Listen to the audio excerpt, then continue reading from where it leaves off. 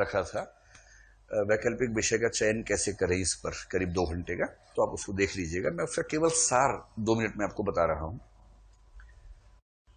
यदि आपको आईएएस बनना है, देखिए आपके यहां होने के 2 उद्देश्य हो सकते हैं। एक तो ये कि आईएएस बनना है, दूसरा ये भी हो सकता है कि आईएएस बने ना बने ज्ञान प्राप्त करेंगे, आनंद लेंगे, ये भी हो सकता है। तो 1000 में से 2 4 5 बच्चों का उद्देश्य होता है आनंद प्राप्त करना, कि कुछ नया सीखेंगे, मजा आएगा, कुछ नए दोस्त बनेंगे, शायद बात भी बन जाए, तो इस चक्कर में बच्चे आते हैं। ऐसे 5 7 बच्चे जो हैं उनको केंद्र में रख के बात मैं नहीं कर सकता हूं। अगर 1000 बच्चे हैं तो 1000 में से 5 10 तो वो वाले हैं, ठीक है। 100 200 ऐसे जो चाहते हैं कि आईएएस बने और ज्ञान भी मिले, आनंद भी मिले, और 7 800 ऐसे बोलते आईएएस बनना है, ज्ञान तो मजबूरी है, सीने पर पत्थर रख के ज्ञान हासिल करना है, और जितने न्यूनतम ज्ञान से आईएएस बन सके उतना ही कम ज्ञान प्राप्त करना है, ज्यादा नहीं प्राप्त करना है। ज्यादा लोग इस प्रकृति के आते हैं। फिर मैंने उनसे पूछा कि जो दोनों उद्देश्य चाह रहे थे, मैंने कहा आपके दोनों उद्देश्यों में से प्राथमिक कौन सा है, तो उनमें से 99% ने कहा कि आईएएस बनना प्राथमिक उद्देश्य है। मतलब साथ में मजा भी आए, ठीक बात है, ज्ञान भी मिले, अच्छी बात है। तो हमने निष्कर्ष निकाला कि लगभग 97% बच्चे जो यहां बैठते हैं उनका प्राथमिक उद्देश्य ये है कि सफल हो। वैकल्पिक विषय चुनने के कई आधार डिस्कस किए, रुचि है कि नहीं है, बैकग्राउंड है या नहीं है, छोटा है कि बड़ा है, जीएस में हेल्प करेगा या नहीं, अंकदायी है या नहीं, आदि आदि आदि। और मैंने बहुत विस्तार में उनको ये समझाने का प्रयास किया कि सारे आधार अच्छे हैं, लेकिन दरअसल केवल और केवल एक आधार है जिसको प्राइम मानकर चलना चाहिए, बाकी सब मिथ्या बातें हैं। मिथ्या क्या होता है हम आगे चल के समझेंगे, शंकराचार्य का कंसेप्ट है। हिंदी साहित्य में बहुत सारा दर्शन भी पढ़ना पड़ता है, बहुत सारा समाजशास्त्र, बहुत सारा मनोविज्ञान, वो सब हिंदी साहित्य का हिस्सा है, पढ़ेंगे। अभी के लिए आप मानिए कि झूठ है। आप दरअसल कोई विषय इसलिए ले रहे हैं कि आपको सफलता हासिल हो। सफलता का एकमात्र संबंध इस बात से है कि उस विषय में अच्छे अंक मिले आपको। 1 अंक से 8 10 रैंक फिसल जाते हैं, और केवल 100 अंकों में सारी दुनिया चेंज हो जाती है।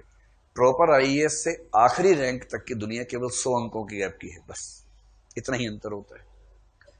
और कल मैंने विस्तार में समझाया कि अगर आपको आईएएस बनना है प्रॉपर, तो आपको 1050 नंबर चाहिए।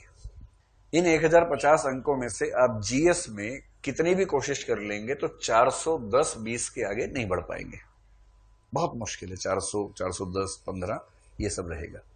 आजकल जो ट्रेंड है उसकी बात कर रहा हूं। पहले 300 भी नहीं आते थे, अब बढ़ गए हैं।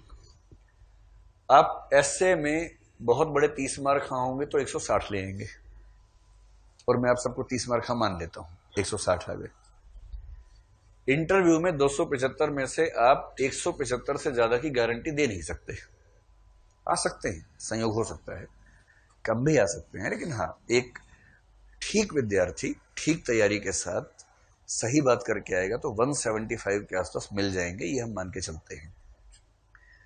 ये तीनों मिला के कितने हुए? 570 600 745 हुए, और 745 के बाद जो बैलेंस रह गया वो है 305। 305 नंबर वैकल्पिक विषय में लाएंगे तो आईएएस बनेंगे।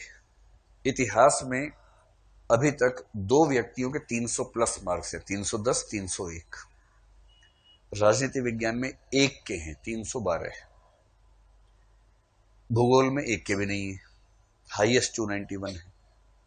दर्शन में एक के हैं 311 मार्क्स, मिहिर पटेल गुजरात में आईएएस है। हिंदी साहित्य में 11 व्यक्तियों के 300 प्लस, 9 व्यक्तियों के 290 से 300 के बीच में, और 7 के 275 से 290 के बीच में है। हिंदी साहित्य इसलिए मत पढ़िए कि मैं पढ़ा रहा हूं और मैं चाहता हूं कि आप पढ़ लें मुझसे, कोई मतलब नहीं है इस बात का। मैंने जब पढ़ाना बंद किया था ये मान के किया था कि बंद मतलब बंद, ये तो संयोग से वो सब एक परंपरा चल पड़ी जो हमारी कल्पना में नहीं थी। हिंदी साहित्य इसलिए पढ़ना है कि आपकी सफलता में सबसे बड़ी भूमिका यह विषय निभा सकता है, और ये बात मैं गारंटी से, दावे से कह रहा हूं। इंटरनेट पर डीओपीटी की साइट पर पिछले 4 साल की सारी मार्कशीट्स उपलब्ध हैं, वहां से देख लीजिए। बस जिस भी विषय को देखें हिंदी माध्यम में देखिएगा, क्योंकि लोग क्या करते हैं, अंग्रेजी माध्यम के अंक दिखा के आपको बताएंगे कि इतने अंक आते हैं। अंग्रेजी माध्यम की दुनिया एकदम अलग है, वहां तो अंकों का अनुपात ही एकदम अलग हो जाता है। इसलिए मन में कोई दुविधा मत रखिए। अगर आईएएस बनना उद्देश्य है तो आप सबसे अच्छे विषय में हैं, इस विश्वास से पढ़ेंगे तो कन्विक्शन रहेगा, खुद कन्विंस रहेंगे तो चीजें अच्छी रहेंगी।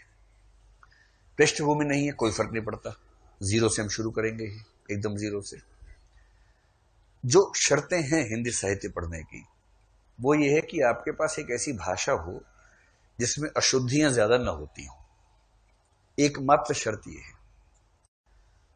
अगर आप अशुद्धियां बहुत ज्यादा करते हैं, स्पेलिंग मिस्टेक्स की बात मैं कर रहा हूं, या ग्रामेटिकल, लिंग, वचन, वो सब अशुद्धियां, अगर वो बहुत ज्यादा है तो परीक्षक को अच्छा नहीं लगेगा, और वो बहुत ज्यादा है तो जीएस में भी अच्छा नहीं लगेगा, निबंध में भी अच्छा नहीं लगेगा, साहित्य में थोड़ा और ज्यादा अच्छा नहीं लगेगा। अगर आपके पास ऐसी भाषा है कि आप ठीक से लिख लेते हैं, फ्लो है बातों में, अशुद्धियां नहीं है या कम है, तो हिंदी साहित्य में इसके अलावा कोई भी शर्त नहीं है। सबसे मजे की दो बातें हैं। इतने नंबर क्यों आते हैं? नंबर ज्यादा आने की एक वजह तो यह है कि साहित्य के परीक्षक आमतौर पर थोड़े सहृदय माने जाते हैं। चाहे गुजराती साहित्य हो, तमिल साहित्य हो, तेलुगु साहित्य हो, संस्कृत हो, कोई साहित्य हो, उन सब में स्कोर ज्यादा आता है। लेकिन दो और वजह हैं, उन वजहों पर गौर करने की जरूरत है। एक सबसे रोचक वजह यह है कि हिंदी साहित्य में अगर कोई प्रश्न आ जाए और आपको ना आता हो, तो भी आप गोल मटोल तरीके से लिख के नंबर ले आएंगे उसमें। वो कैसे आएंगे अभी नहीं समझ में आएगा, कुछ दिनों के बाद प्रयोग करके देखेंगे। बस आपको हल्का सा अंदाजा होना चाहिए। जैसे प्रेमचंद पे सवाल आ गया, प्रेमचंद आपने ठीक से नहीं पढ़ा है, बस आपको यह पता है कि प्रेमचंद के उपन्यास का नाम गोदान है और 1936 में लिखा गया था, बस। अगर इतना भी पता है तो भी साहित्य पढ़ने के बाद आप इस तरह से उत्तर फ्रेम करेंगे कि परीक्षक को वो उत्तर अच्छा लग जाएगा, और 10 में से शायद 5 नंबर ना मिले, लेकिन 4 मिल जाएंगे, 3.5 मिल जाएंगे। क्योंकि साहित्य में उत्तर बंधे बंधाए नहीं होते हैं। जैसे गणित में है, आप वैकल्पिक उत्तर नहीं लिख सकते, जो उत्तर है वही लिखना है आपको। साहित्य में वैकल्पिक उत्तरों की इतनी संभावना है कि एक व्यक्ति ने उत्तर लिखा, आपने एकदम अलग लिखा, और आप दोनों को अच्छे नंबर मिले, क्योंकि सब्जेक्टिविटी का सम्मान है इस विषय में, रचनात्मकता का सम्मान है। आपने एक बार जो पढ़ लिया, समझ लिया, नोट्स बना लिए, उसके बाद वो बदलने वाला नहीं है, अपडेट नहीं करना है, रोज के अखबार से चीजें बदलेंगी नहीं, स्थिर है एकदम। जो समस्या राजनीति विज्ञान में आती है, समाज शास्त्र में है, लोक प्रशासन में है, कि प्रश्न वही हैं, उत्तर बदल गए अगले साल, नई स्टडीज आ गई, नई रिपोर्ट्स आ गई। अगर सेकंड एआरसी को हर 4 लाइन के बाद नहीं लिखेंगे पवेड में, तो उत्तर अच्छा ही नहीं माना जाएगा। हिंदी साहित्य में कबीर चले गए, सारे प्रश्न वही, सारे उत्तर वही। जितने साहित्यकार पाठ्यक्रम में सब जा चुके हैं, इसलिए कोई तनाव की बात नहीं, कुछ बदलाव का स्कोप ही नहीं है।